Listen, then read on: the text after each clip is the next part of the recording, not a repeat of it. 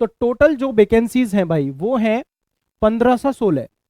अब यहां पर कुछ बेसिक बात हम लोग यहां पर करने वाले हैं जो कि आपका प्रॉपर डेटा है। देखो सबसे पहले हम थोड़ा सा कंपैरिजन करते हैं कि क्या सही है क्या गलत है, कितनी मेहनत करनी पड़ेगी और क्या नहीं, है ना। तो थोड़ा सा डिटेल में हम लोग डिस्कस करते हैं, क्योंकि देखो यार नोटिफिकेशन तो बहुत सारे टीचर्स ने सब समझा दिया है, हर जगह आपको मिल जाएगा, लेकिन कुछ ऐसी चीजें है ना जो सिर्फ नोटिफिकेशन से आपको समझ में नहीं आएंगी, और वो सिर्फ आप तभी उनको अच्छे से समझ सकते हो यार जब आप खुद उस चीज का एक हिस्सा रहे हो।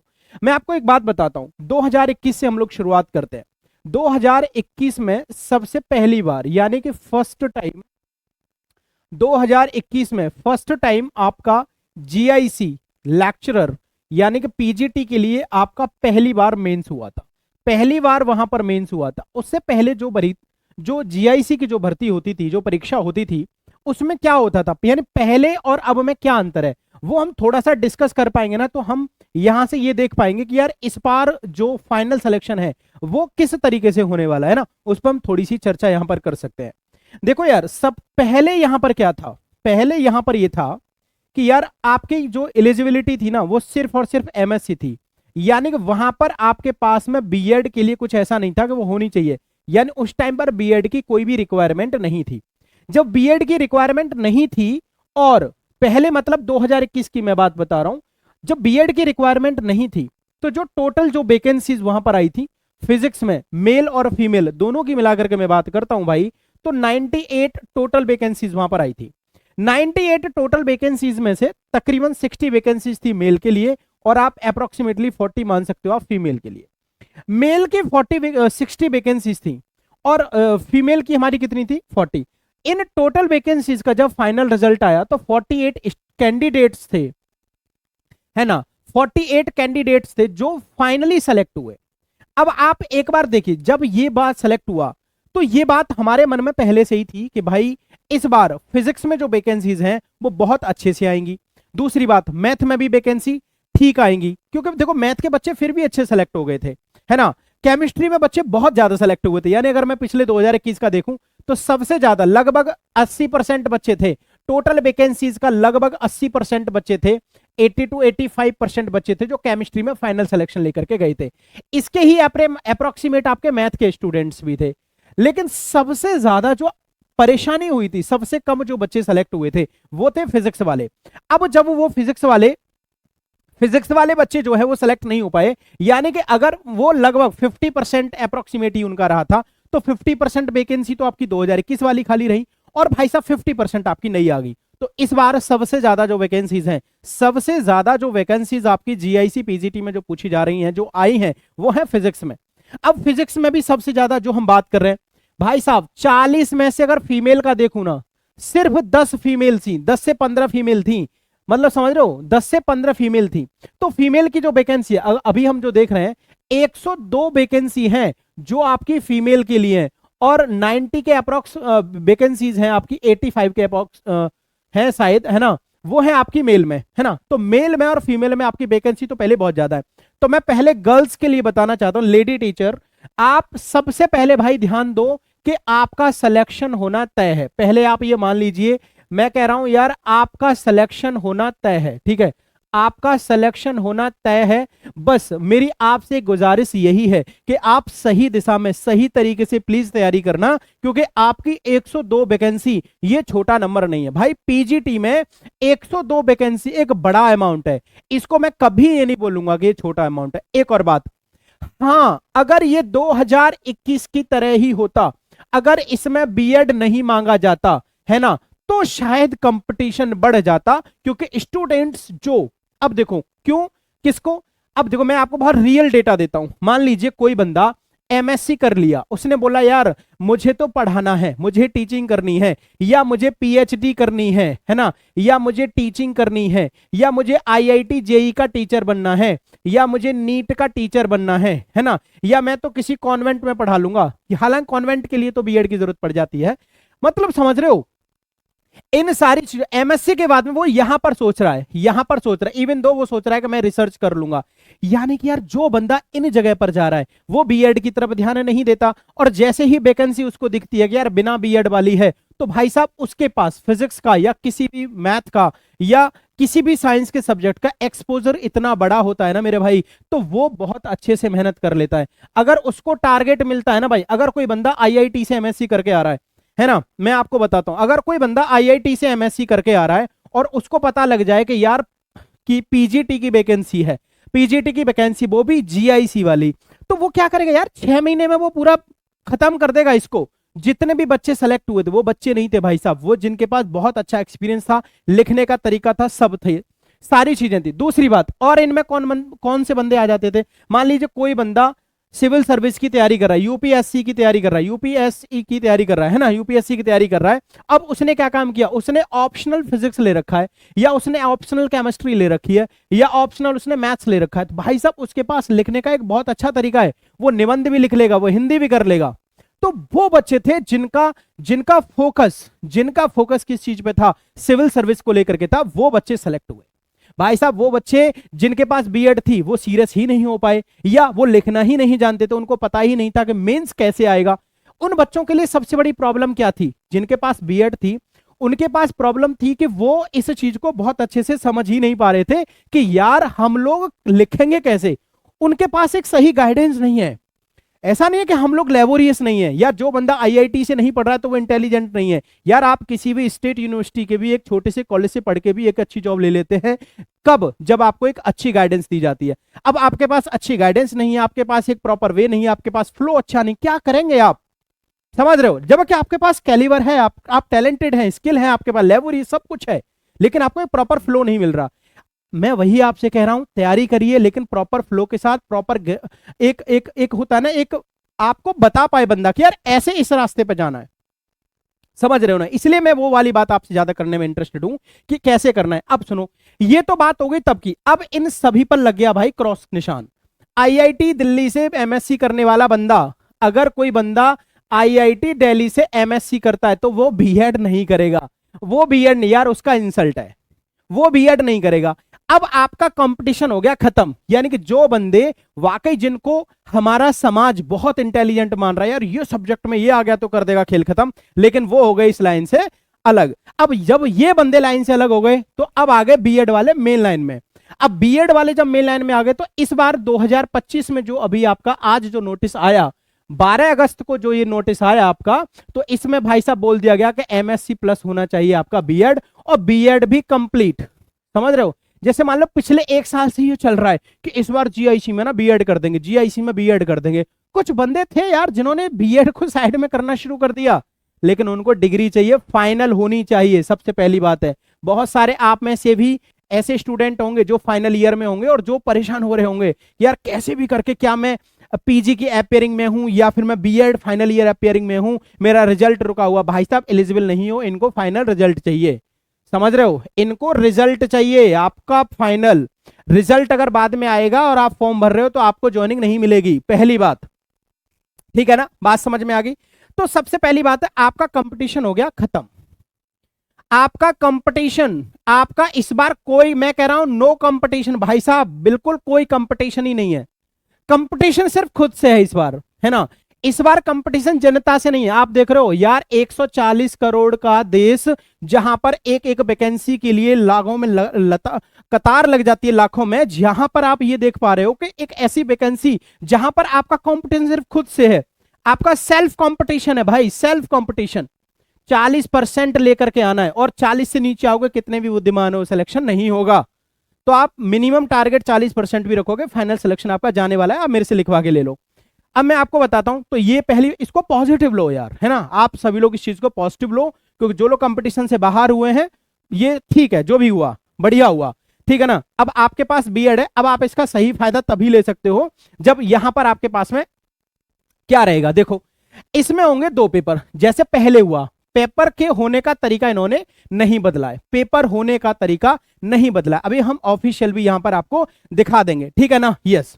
अब दूसरी बात यह है, अगर मैं प्री की बात करूं भाई साहब, प्री में आते हैं आपके 120 सवाल, 120 सवाल आपके आएंगे, 120 में से 80 + 40 आपका वेटेज रहेगा, 40 में आपका जीएस रहेगा। मैं आपसे एक बात कहूंगा, जीएस पढ़ो मत करो कोई मतलब नहीं है, जीएस पढ़ो या मत करो, सब्जेक्ट पे ध्यान दो भाई साहब, सब्जेक्ट पे ध्यान दो, है ना। ठीक है यार, अगर आप 10-20 में से 1/3 की नेगेटिव मार्किंग होती है, ये बात ध्यान रखना, तुक्केबाजी नहीं चल सकती यहाँ पे, ठीक है। देखो यार, अभी पता पीछे कंपटीशन में सबसे बड़ी गलती क्या थी, वो भी मैं बताऊंगा आपको, कि वैकेंसी खाली जाने का एक और रीजन बहुत बड़ा था। वो क्या था? वो ये था, मैं अभी बता देता हूं, कि जैसे कि प्री में आपका ये है, अब जो बंदा सीजीएल की तैयारी कर रहा है ना, उसने एमएससी कर ली मैथ्स से, अब वो क्या देखता है ना, कि कोई भी वैकेंसी आएगी फॉर्म भरेगा, या कोई भी तैयारी कर रहा है ना, उसको फॉर्म भरना ही भरना है। अब वो यार 40 में से 25 ले, मतलब 40 में से वो 32 या 35 का स्कोर कर रहा है। अब आपको चाहिए 120 का 40%, तो 120 का भाई साहब 40% जब आप निकालोगे तो आपके नंबर बनते हैं 48।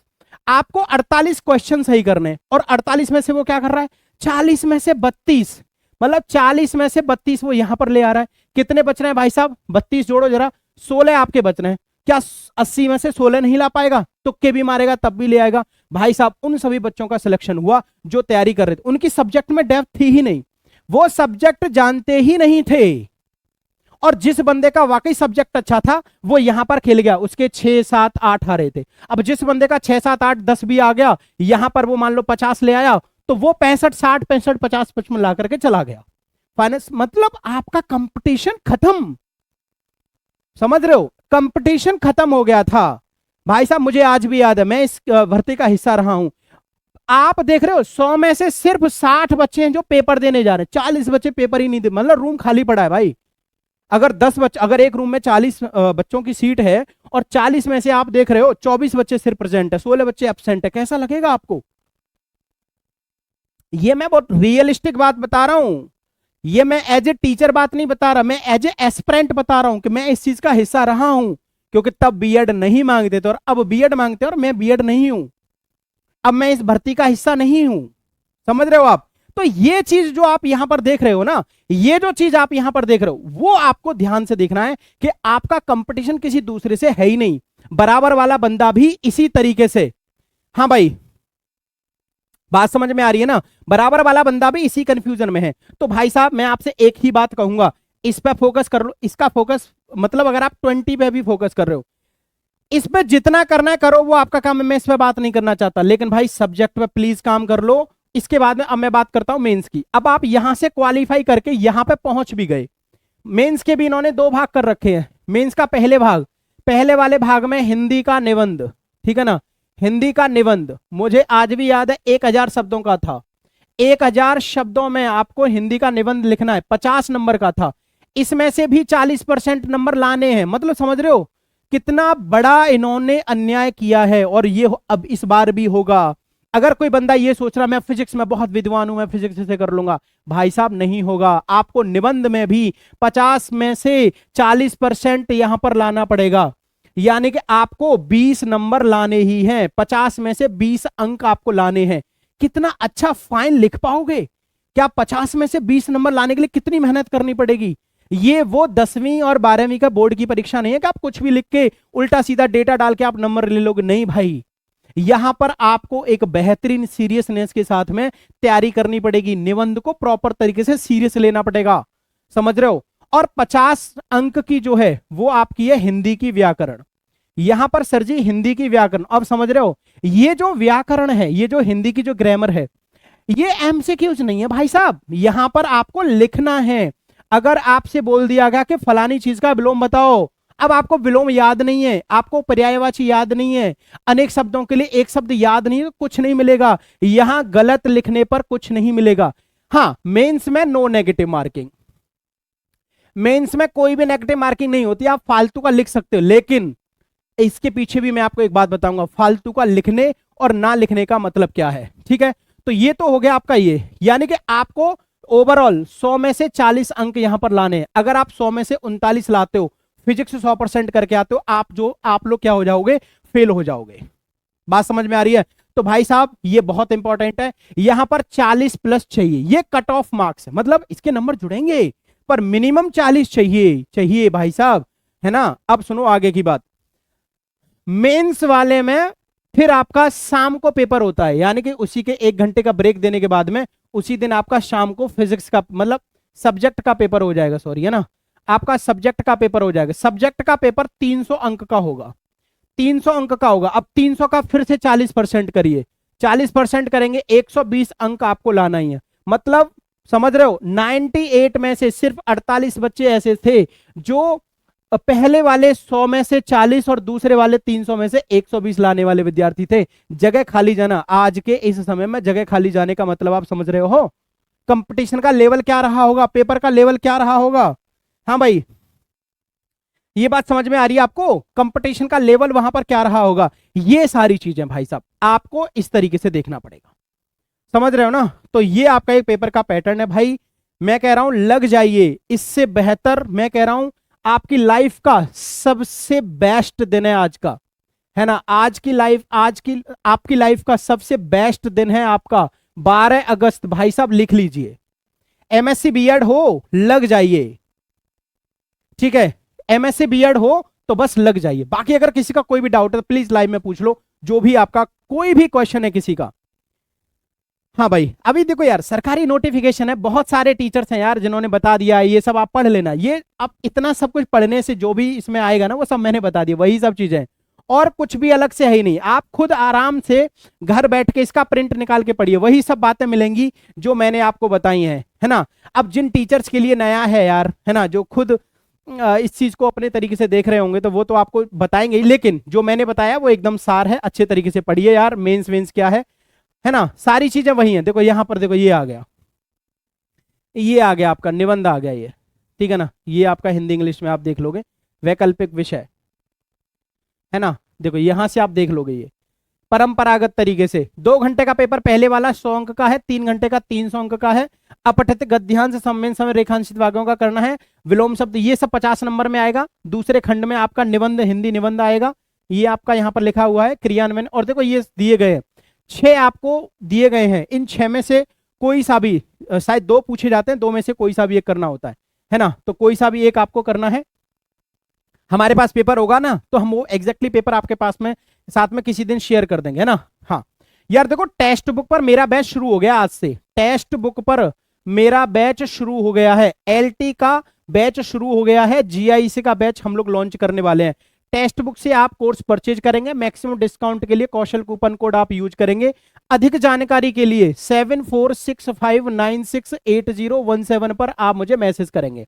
अधिक जानकारी के लिए 7465968017 पर मैसेज करेंगे। और टेक्स्ट बुक पर मेरे लाइव बैच चल रहे हैं, फिजिक्स के बैच चल रहे हैं, ठीक है ना। जहां पर एलटी का बैच आज से शुरू हो गया है, जिसकी टाइमिंग शाम को 8 बजे से लेकर के 9:30 बजे तक 1.5 घंटे डेली क्लास चलेगी।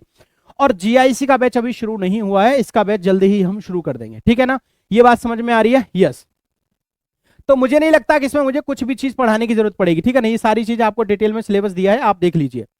दूसरी बात यह है भाई साहब, यहां जो चैनल, जिस चैनल का नाम है द फिजिक्स विद कौशल, ठीक है ना, ये जो चैनल मैंने यहां पर जो क्रिएट किया है, देखो यार, इस चैनल को क्रिएट करने के पीछे की जो इंटेंशन है वो कोर्स बेचना बिल्कुल भी नहीं है। कोर्स लेना है टेक्स्ट बुक से लीजिए, मैं टेक्स्ट बुक पर पढ़ाता हूं, ठीक है ना। अगर आपको मेरा कोर्स लेना है, ठीक है, अगर आपको मेरा कोर्स लेना है भाई साहब, बिल्कुल जाइए टेक्स्ट बुक से कोर्स लीजिए, ठीक है ना। मुझे मैसेज करिए 7465968017 पर, ठीक है ना। मैक्सिमम डिस्काउंट के लिए कौशल कूपन कोड यूज करिए, वो बात ठीक है।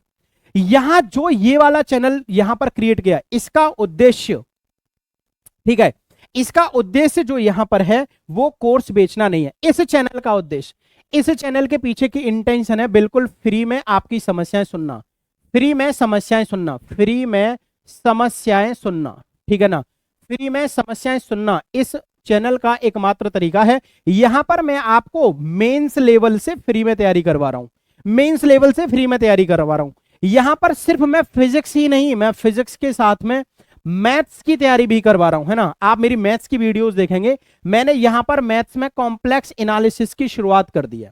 कॉम्प्लेक्स एनालिसिस के 4 लेक्चर मैं कर चुका हूं, ठीक है। जो मैथ वाले स्टूडेंट है वो सीरियसली देखे, बहुत ही हायर लेवल के मैं यहां पर, देखो ये मैथ पढ़ाने का डिसीजन मैंने इसलिए लिया क्योंकि मैं सीएसआईआर नेट में मैथ में इसलिए पढ़ा रहा हूं क्योंकि मैं सीएसआईआर नेट में मैंने मैथमेटिकल फिजिक्स में पढ़ाता हूं, ठीक है ना।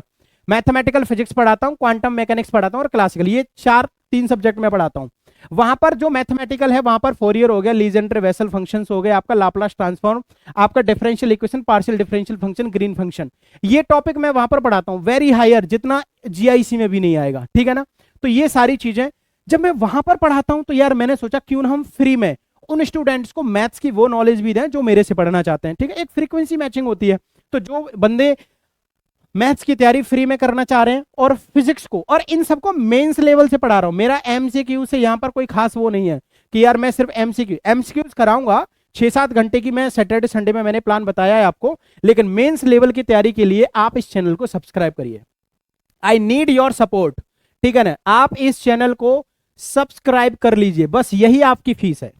ठीक है, चैनल को सब्सक्राइब करके शेयर कर दीजिए, वीडियो को लाइक कर लीजिए, यही आपकी फीस है। ये चैनल आपके एग्जाम तक आपके साथ रहेगा। कोई भी डाउट आएगा तो मैं आपके साथ हूं। मेंस के क्वेश्चंस, एक एक क्वेश्चन को डिटेल में कैसे लिखना है, क्या करना है, वो सारी चीजें मैं इस चैनल पर आपको यहां पर क्लासेस देता रहूंगा। एक और बात सुनिए, मैं जो एक पॉइंट मेरा यहां पर रह गया है, एक पॉइंट ये वाला रह गया था कि यार अगर मान लो कोई भी विद्यार्थी ऐसा है, अगर मान लीजिए कोई विद्यार्थी ऐसा है कि जो मेंस लिख रहा है, ध्यान से समझिए, मैं बहुत फैक्ट वाली बात बता रहा हूं। जैसे मान लीजिए आप मेंस लिख रहे हैं, अब आपने सोचा यार कि मैं इधर उधर का लिख देता हूं। समझिए ध्यान से, जैसे कि मान लीजिए आपने पेपर अच्छे से कर लिया, लेकिन आपको लगा कि आप कुछ इधर उधर का कर लीजिए।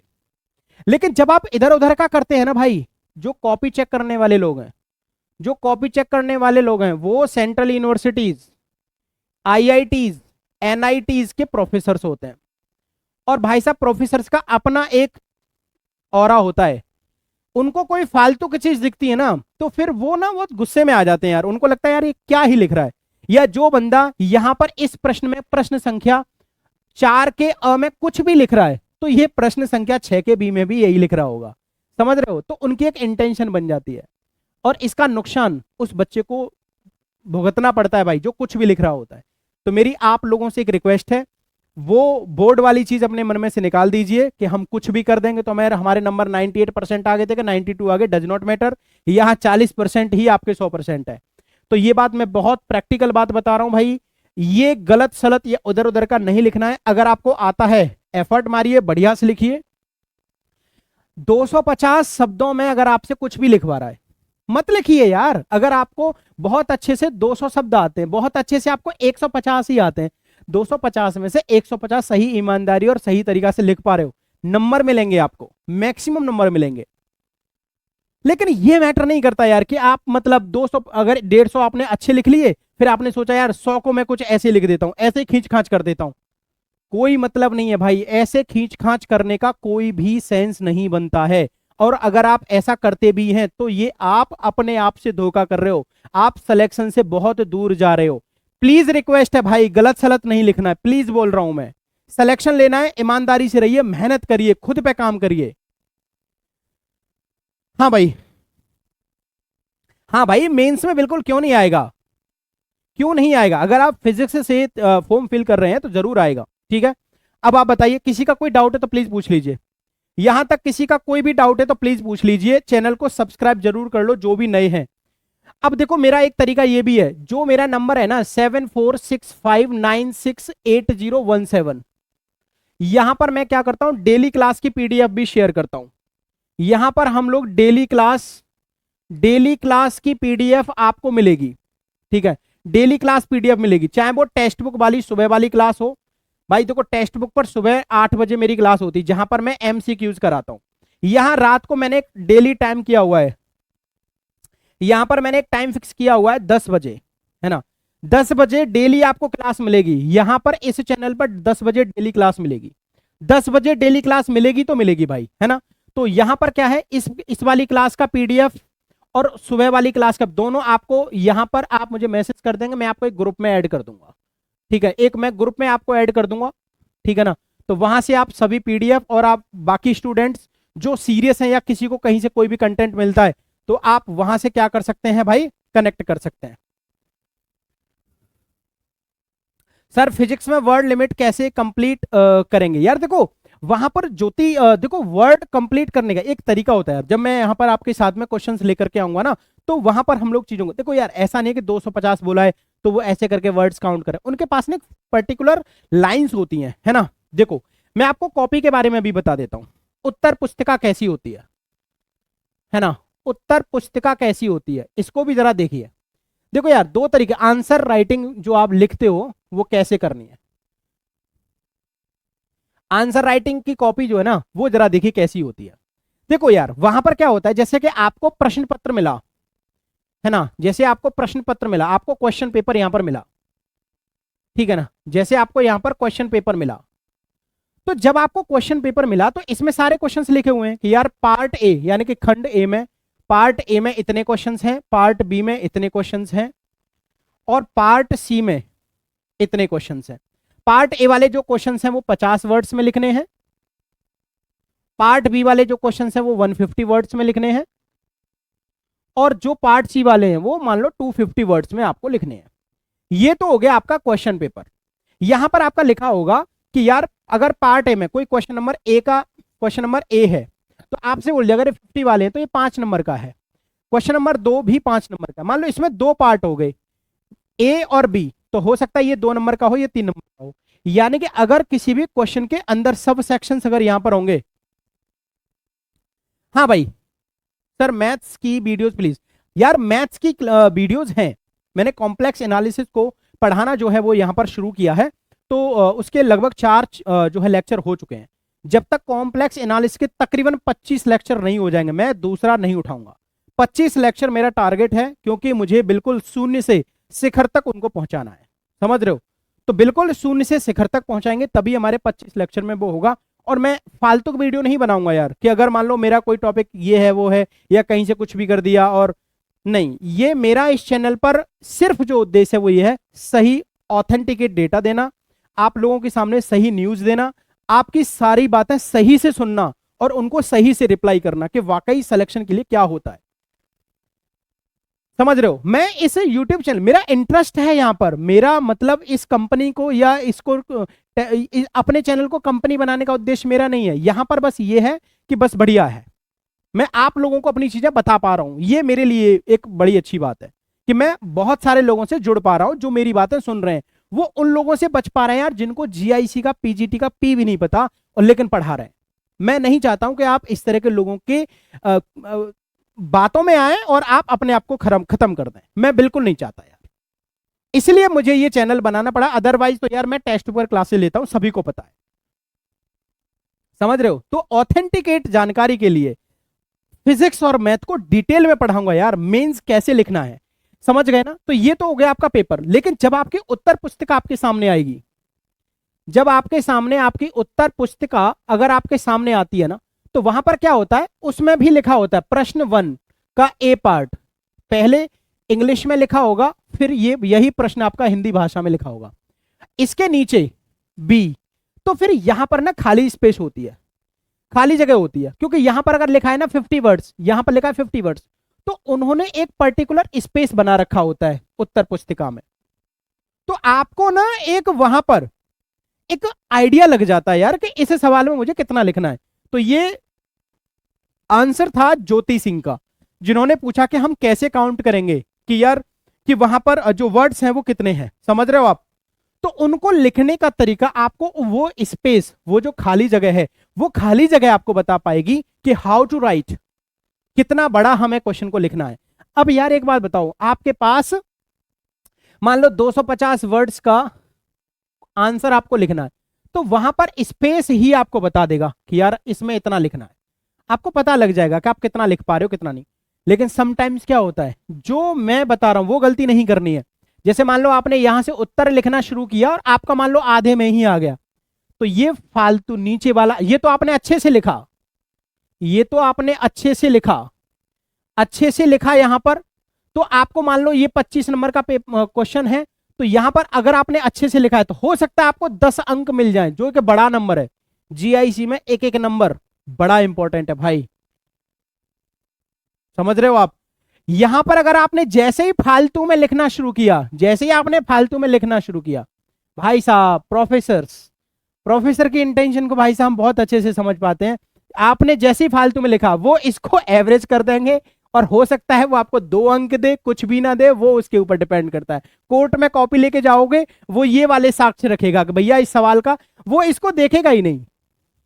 तो प्लीज सही लिखो, चाहे 25 में से 10 नंबर, मैं कह रहा हूं 25 में से 8 नंबर मिल रहे हैं, 8 का ही लिखो यार, 2 नंबर का आता, अगर छोटी डेफिनेशन आती तो छोटी डेफिनेशन 3 नंबर का ही लिखो, कम से कम 3 आएंगे तो सही।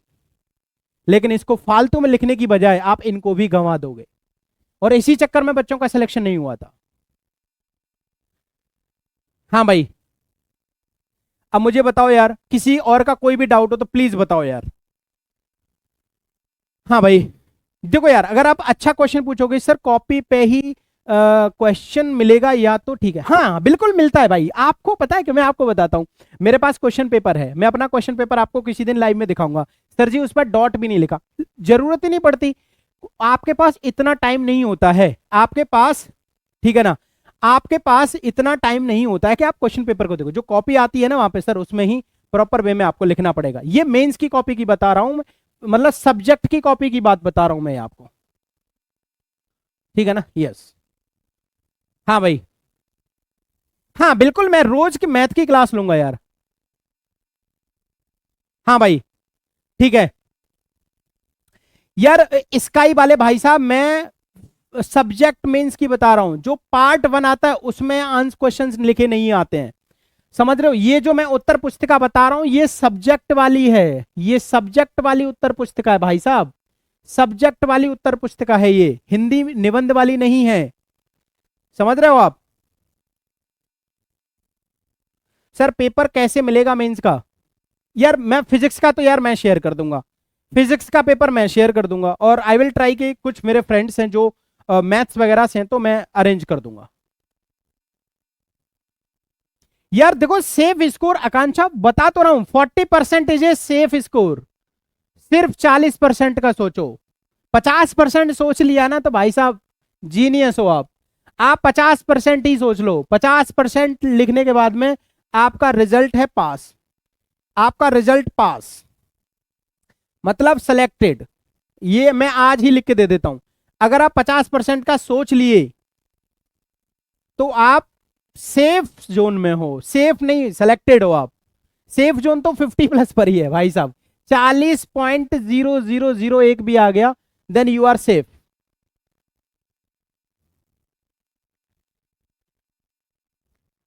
ठीक है भाई, देखो अनुराग है, देखो बहुत सारे स्टूडेंट हैं जो हमारे ग्रुप में ऐड हैं, वेरी सीरियस स्टूडेंट्स, जो सुबह की क्लास, मुझे तकरीबन, मैं आपको सही बता सकता हूं, मुझे यार 30 से 35 स्टूडेंट के नाम याद है जो पिछले 1.5 साल से कंटिन्यूअसली मेरी क्लासेस देख रहे हैं। और उसके पीछे का मतलब सिर्फ यही है क्योंकि उनकी लगातार क्लासेस का देखना, अपने सवाल पूछना और बताना, और उतने ही काम की बातें करते, फालतू के मैसेजेस या कुछ नहीं, एक ग्रुप में है और वो ग्रुप को भी वही मेंटेन करते हैं, ग्रुप को भी वही लोग चला रहे हैं, समझ रहे हो ना आप लोग। यस, और किसी का कोई भी डाउट है तो यार प्लीज पूछ लो, और मेरा बस एक ही बात है, इस सब चीज की फीस, इस सब चीज की फी सिर्फ एक ही चीज है, चैनल को सब्सक्राइब करना, चैनल को सब्सक्राइब करो, वीडियो को लाइक करके शेयर कर दो, यही आपकी फीस है, ठीक है ना, यही आपकी फीस है। ज्यादा से ज्यादा करिए, जितना मैक्सिमम पॉसिबल हो सकता है ज्यादा से ज्यादा करिए, बाकी आप मेरी तरफ छोड़ दीजिए, ठीक है ना। मैं कुछ टारगेट भी आप लोगों के लिए बनाना चाहता हूं, मैं कुछ टारगेट भी आप लोगों के लिए यहां पर बनाऊंगा, है ना। मुझे एक स्टूडेंट ने एडवाइस दी है कि टेलीग्राम पर मैं एक ऐसा ग्रुप वहां पर बनाऊंगा कि मैं आपको मेंस के क्वेश्चन शेयर करूंगा अभी से, है ना, यूनिट वाइज, तो आप उनको अभी से लिखना सीखेंगे तो आई विल चेक, है ना, कि यार अगर मान लो मैंने टास्क दिया कि आज मान लो मैंने 2 क्वेश्चन दिए, तो आप में से कितने स्टूडेंट कितने तरीके से लिख रहे हैं, तो मैं प्रॉपर टाइम दूंगा यार आप लोगों को, समझ रहे हो। यस,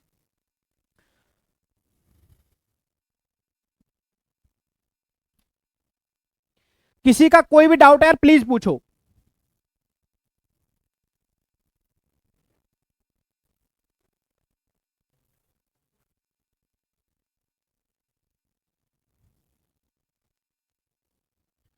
सर एजुकेशन से पीजी है 48 प्राइवेट, तो क्या भर सकते हैं? देखो यार इसमें परसेंटेज मैटर नहीं करती,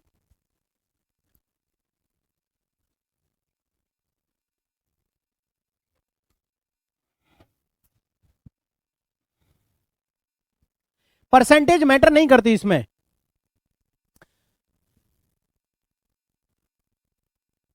अच्छा, नहीं प्री में बता तो दिया मैंने आपको, शुरुआत तो प्री से ही हुई थी भाई, शुरुआत प्री से ही हुई, ऐसा है ना कि बाद में क्या होगा भाई, हैंग हो गया, ये भी नहीं चाहता कि आगे बढ़े। देखो प्री में मैंने बता तो दिया, प्री में 120 क्वेश्चंस हैं, 2 पार्ट हैं आपके 40 और 80। 40 में आपका जीएस वाला पार्ट है, जिसमें आपका करंट अफेयर्स, मैं कह रहा हूं जिसको कुछ नहीं आता, अगर किसी बच्चे को, जैसे मैं अपनी बता, मैंने करंट अफेयर ही पढ़ा था यार, मेरा बहुत इंटरेस्ट नहीं, मुझे ज्योग्राफी इकोनॉमिक्स पॉलिटिक्स कुछ नहीं आता, ना मैं कभी पढ़ा, ना मुझे इंटरेस्ट है, ना मुझे आता वो, मैं सच बात बता, ना ही मुझे याद होते हैं। मैंने करंट अफेयर पढ़ा, शायद मेरे 7 नंबर थे 40 में से, पहले वाले में मेरे 7 नंबर थे, मतलब 7 क्वेश्चन मेरे सही थे, और मैंने शायद 12 या 13 अटेम्प्ट करे थे भाई, है ना, 12-13 अटेम्प्ट करे थे और मेरे 7 आ गए थे, ठीक है। यहां पर मेरा अच्छा खासा, मतलब मेरा जो टोटल स्कोर था वो शायद 68 था प्री में, है ना, जो प्री में जो स्कोर था वो 68 था, है ना, तो 1/3 की नेगेटिव मार्किंग में मेरा 68 स्कोर था, और जो बहुत अच्छा था यार, मतलब समझ रहे हो, बच्चे कितने पे, शायद 42 या 43 पे ही वो कट ऑफ चला गया था, बात समझ में आ रही है ना, तो ये सब था यार, है ना। अब पता क्या है, अब ऐसा नहीं है कि मैं आप कहो कि सर जी आपके तो बड़े 120 में से बड़े कम नंबर आ गए, भाई साहब बच्चे, मेरा एक दोस्त जो अभी मतलब गवर्नमेंट जॉब करता है, तो उसका वो मैथ वो है, एमएससी मैथ्स है वो, तो उसके यहाँ पर 32 नंबर थे भाई साहब, समझ रहे हो, तो प्री उसका भी निकला था, वो मैथ से निकला था उसका, लेकिन नहीं लिख पाए, तो ऐसे बहुत सारे थे। तो भाई साहब इन सब चीजों में मत पढ़ना, जीएस का आपका वही रहेगा, जियोग्राफी आपका रहेगा, पॉलिटी वाला पार्ट आपका रहेगा, इकोनॉमिक्स आपका पार्ट रहेगा, है ना, और एक चौथा वाला कौन सा होता है भाई, है ना, इकोनॉमिक्स, हिस्ट्री हो गया ना, हिस्ट्री। तो ये 4 पार्ट आपके ये रहेंगे, और करंट अफेयर, करंट अफेयर के लगभग 10 क्वेश्चन रहते हैं, और 30 क्वेश्चन आपके इन सब के रहते हैं, है ना। तो ये बहुत प्रैक्टिकल चीज है, मैं आपको बता रहा हूं। नहीं यार बिल्कुल, अनुराग बहुत पुराने स्टूडेंट है, अनुराग आज से नहीं है, मुझे लग रहा है अनुराग को शायद 1.5 साल से ऊपर, 2 साल हो गए होंगे, है ना, अनुराग बहुत पहले से जुड़े हुए हैं यार, ठीक है। और ये जो 80 क्वेश्चंस जो यहाँ पर पूछे जाएंगे, वो फिजिक्स की 6 यूनिट आएंगी, और इन 80 का तकरीबन 70% आपका बीएससी का आता है भाई, है ना, मतलब 8 7 56 क्वेश्चन जो आएंगे 80 में से, तकरीबन 55 क्वेश्चन जो ऐसे हैं जो आपके बीएससी से आएंगे, बाकी 11 12 का हाई स्टैंडर्ड आता है, तो पेपर का लेवल बहुत अलग लेवल का होता है भाई, ठीक है।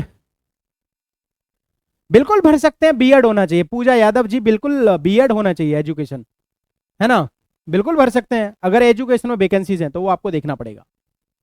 हाँ भाई, और किसी का कोई सवाल जवाब? Sir math